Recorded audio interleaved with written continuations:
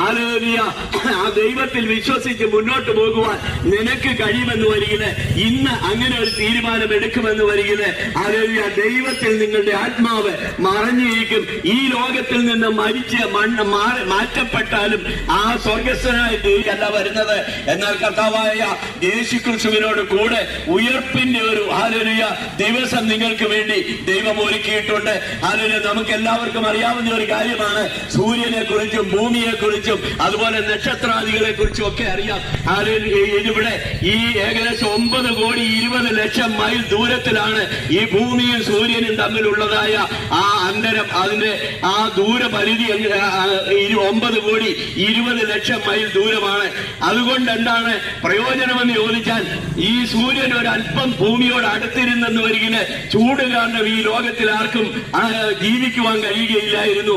അതുപോലെ തന്നെ ഈ സൂര്യൻ ഒരല്പം കൂടെ ഭൂമിയോട് അകന്നിരുന്നിരുന്നു എന്ന് വരികിൽ അതിശൈത്യം കാരണം ഈ ഭൂമിയിൽ ആർക്കും ജീവിപ്പാൻ കഴിയുകയില്ലായിരുന്നു.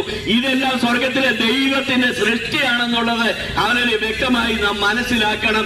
അതിന് ഈ ലോകത്തിൽ എത്രമാത്രം കമ്പ്യൂട്ടറുകള്, എത്രമാത്രം കണ്ടുപിടുത്തങ്ങളൊക്കെ ആ മനുഷ്യൻ ചെയ്തെന്ന് പറഞ്ഞാലും ദൈവത്തിന്റെ സൃഷ്ടിയെ മറികടക്കുവാൻ ആർക്കും കഴിയുകയില്ല. നമുക്ക് എല്ലാവർക്കും അറിയാവുന്ന ഒരു കാര്യമാണല്ലോ, ഏകദേശം 9 ദിവസത്തേക്കാണ് സുനിത വില്യംസ് ബഹിരാകാശത്തിലേക്ക് കടന്നുപോയത്. എന്നാൽ അവരുടെ ആ കണക്കൂട്ടലുകളെല്ലാം താളം തെറ്റി ഒടുവിൽ ഏകദേശം 8 മാസത്തിലധികം ബഹിരാകാശത്തെ തങ്ങിപ്പോകുന്നതായ, സ്റ്റക്കായി പോകുന്നതായ ഒരു സാഹചര്യം ഈ ചരിത്രത്തിൽ നിന്ന് നമുക്ക് കാണുവാൻ തക്കവണ്ണമിടയാകും. എന്നാൽ സ്വർഗത്തിലെ ദൈവം ഒരു കാര്യം പറയുകയാണ്. 19-ാം സങ്കീർത്തനത്തിൽ ഇങ്ങനെ പറയുന്നുണ്ട്, ആകാശം ദൈവത്തിന്റെ മഹിമയെ വർണ്ണിക്കുന്നു.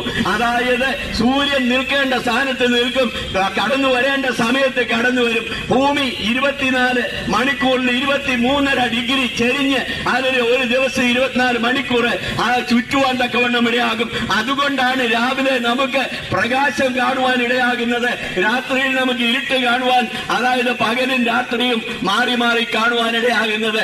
ഇതാരും ഒരു മനുഷ്യന്റെ സൃഷ്ടിയല്ല. ഈ ലോകത്തില് അതിന് ദൈവങ്ങളെന്ന് പറയുന്ന വ്യക്തി ജീവിതങ്ങളുടെ സൃഷ്ടിയല്ല, സ്വർഗസ്ഥനായ പിതാവിന്റെ സൃഷ്ടിയാണ് ഈ ഭൂമിയും സൂര്യചന്ദ്രാദികളുമെല്ലാം. എന്നാൽ ഒരു കാര്യം മനസ്സിലാക്കണം, ആ ദൈവത്തിന്റെ സ്നേഹം കൊണ്ട് കർത്താവായ യേശുക്രിസ്തുവിനെ ഈ ലോകത്തിലേക്ക് അയച്ചു, എന്റെയും നിങ്ങളുടെയും രക്ഷയ്ക്ക് വേണ്ടി അയച്ചു. ആ കർത്താവായ യേശുക്രിസ്തുവിൽ വിശ്വസിച്ചാൽ നീയും നിന്റെ കുടുംബവും രക്ഷ പ്രാപിക്കും. ഏതെല്ലാം